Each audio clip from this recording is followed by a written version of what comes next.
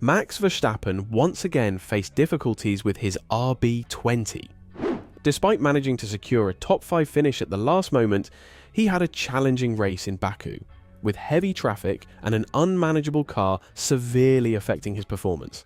Verstappen was unable to fend off title rival Lando Norris, who overtook him, leaving Max to finish a frustrating 5th.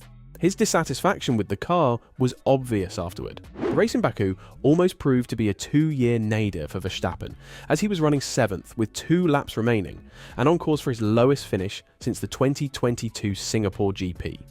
McLaren now leads the 2024 Formula 1 Constructors' Championship, thanks to Oscar Piastri's victory and Norris's 4th place finish, combined with Sergio Perez's crash involving Carlos Sainz and Verstappen's tough weekend.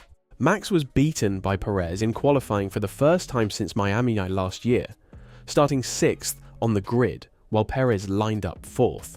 What unfolded on Sunday was disappointing for Red Bull, especially given the promising signs earlier in the weekend.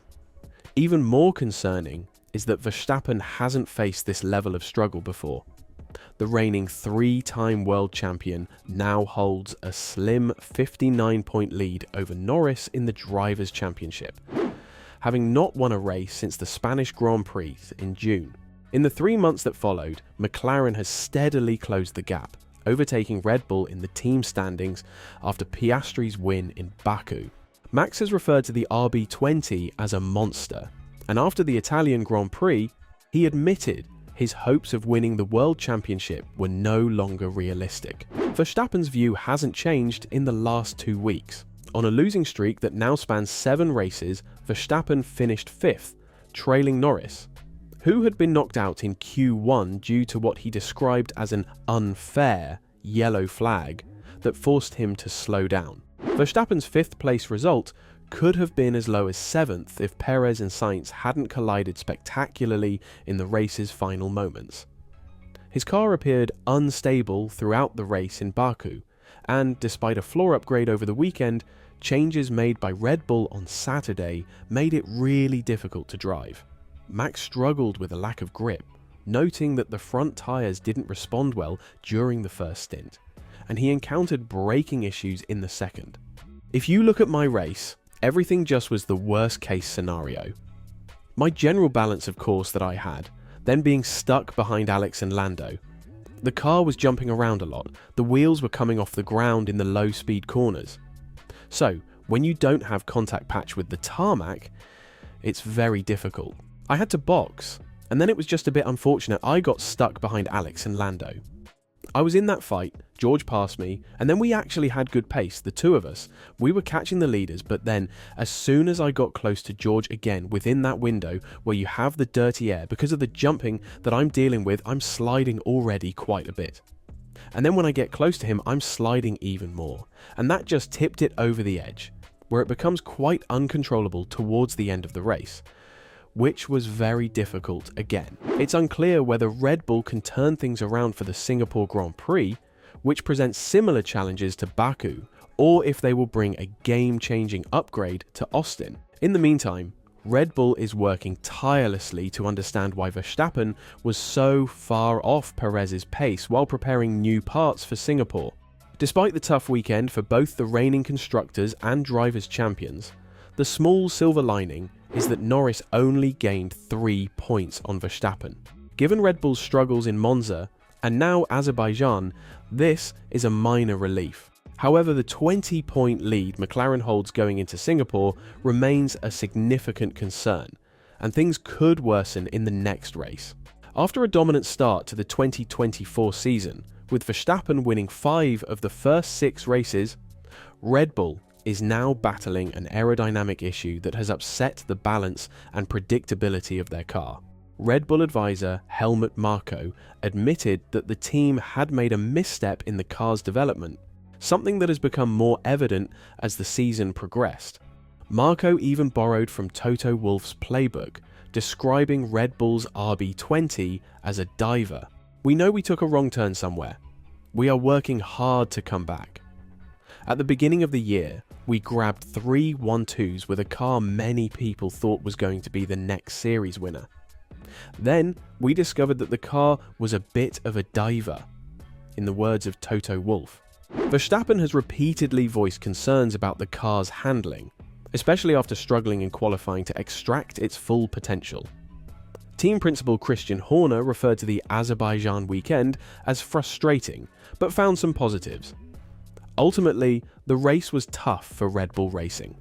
However, Horner remained optimistic. What stood out to him was that Norris barely cut the gap to Verstappen in the drivers' standings. I mean, if you look at it before the weekend, based on where we were in Monza, what is he taking? 3 points off him. It's frustrating, particularly after where Lando qualified, that we didn't beat him today. But thankfully, he hasn't scored big points. But we've got to build on what we've learned already, and there's still a lot of racing to do. Horner praised Perez's performance, even though the Mexican's race ended in a crash. I thought he was super. I thought Checo had a very strong weekend, and he had great pace throughout that race. I mean, to sit on the tail of that for the entire Grand Prix distance, he was on the pace throughout the weekend. Just a great shame for him not to have capitalised with a podium, which has been costly in constructors' points and in crash damage. Perez has been in a slump for months, arguably over a year, but in Baku, he seemed back on form. This circuit, which suits his calm and methodical driving style, gave him a confidence boost. He also appeared to gain a psychological lift from seeing Verstappen struggle with the car as well, confirming it wasn't just him.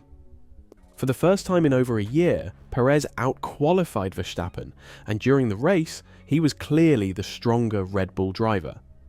But then disaster struck. If McLaren's rise signals a new era, it spells trouble for Red Bull Racing. Losing control of the Constructors' Championship is a monumental moment. Perez could have secured a podium before the crash with Sainz, but Max never looked like a podium contender. He spent the race stuck behind slower cars or those on less effective strategies, all while battling brake and grip issues.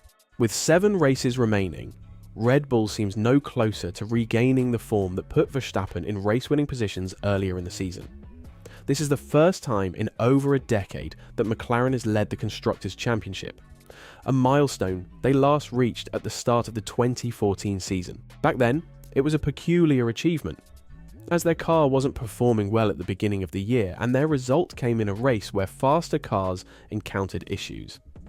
McLaren's last Constructors' Championship win was in 1998, though they scored the most points of any team in 2007, only to be disqualified due to the Spygate scandal. For Red Bull, this moment is equally significant. They haven't been out of the championship lead since after the Emilia-Romagna Grand Prix in 2022, more than 2.5 years ago. Max Verstappen won 7 of the first 10 races this season, but has now gone 7 races without a victory.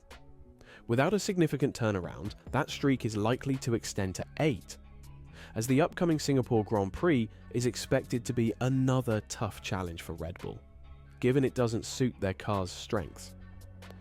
McLaren's surge and Red Bull's continued struggles have reshaped the championship battle, with Max's frustration with the RB20 becoming more evident with each race. Do you think Red Bull can recover before McLaren runs away with the Constructors' title? Or is this the start of a new era for McLaren and drivers like Lando Norris? Let me know your thoughts in the comments below, and don't forget to subscribe to this channel for the latest F1 news.